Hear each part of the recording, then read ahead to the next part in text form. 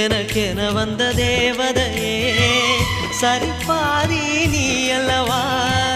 நடக்கையில் உந்தன் கூட வரும்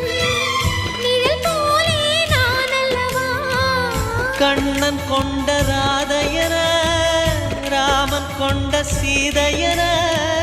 மடி சேர்ந்த பூரதமே மனதில் வீசும் மாருதமே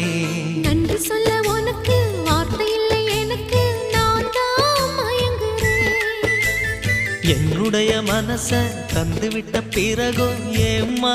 கலங்குற